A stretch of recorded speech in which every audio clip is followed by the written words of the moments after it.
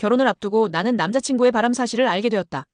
결혼을 딱 3개월 남겨놓고 알게 되었고 그때 나는 너무 사랑한다고 생각해서 용서했다. 이미 청첩장도 다 돌렸고 부모님과 주변 사람들한테도 다 알린 상태였다. 준비는 다 끝났고 남은 건 결혼식 당일 뿐이었다. 그런데 시간이 지나면서 마음이 점점 무너지기 시작했다.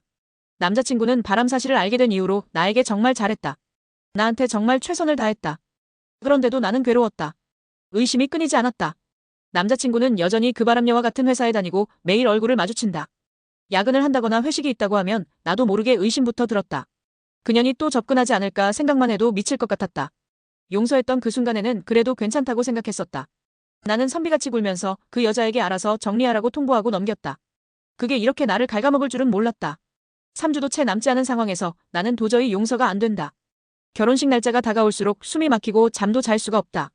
부모님께 폭로하고 결혼을 깨버릴까 수십 번 생각했다. 그런데 나는 결국 결혼하기로 했다.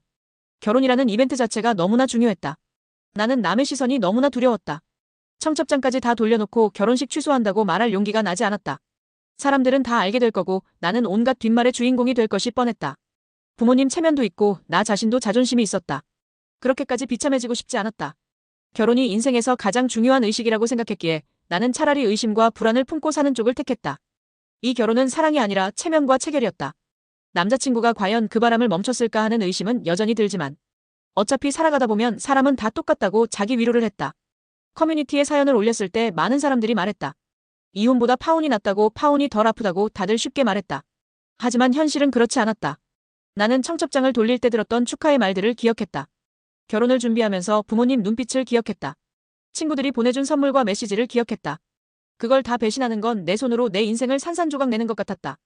그리고 이 정도 남자를 놓치고 나면 내가 이 정도 조건을 다시 만날 수 있을까 자신 없었다. 무시당하고 싶지 않았다.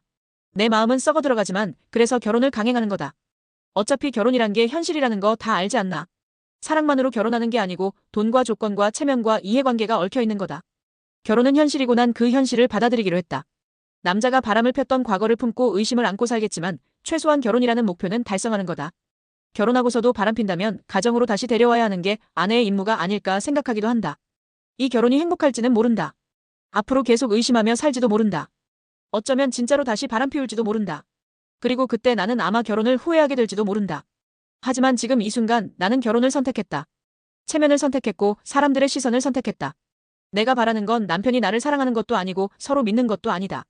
그냥 남들에게 보여줄 결혼이라는 껍데기 하나면 충분했다. 결혼은 현실이니까. 나는 이해할 수가 없다. 결혼을 앞두고 바람을 피운 남자를 용서했다는 여자를 보면 속이 터진다.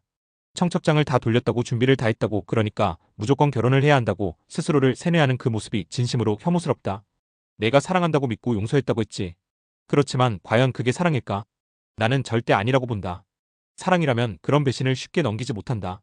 사랑이라면 그런 의심과 괴로움을 억지로 삼키면서 결혼을 밀어붙이지 못한다. 사랑이라면 서로가 서로의 마음을 안다. 거기에는 의심이 끼어들 틈이 없다. 내가 말한 사랑은 진짜 사랑이 아니다. 사실 넌 두려운 거다. 파혼을 하면 남들 눈에 어떻게 보일지, 세상의 시선이 얼마나 차갑게 꽂힐지, 그게 무서워서 덜덜 떨면서도 결혼식을 강행하는 거다. 결혼식에서 넌 웃을 수 있을까? 넌 행복할 수 있을까? 스스로를 축복할 수 있을까? 용서라는 이름으로 자신의 비겁함을 포장하고 합리화한다. 부디 충동적이거나 위험한 선택을 하지 않기를 바란다. 이제 결혼해서 어떻게 살지 생각해봤냐? 내가 그 남자를 믿지 못한다는 사실은 이미 결혼 전에 결론이 난 거다. 둘 사이는 천천히 썩어갈 것이다. 그리고 내가 모르는 게 있다. 바람은 단 한 번으로 끝나지 않는다.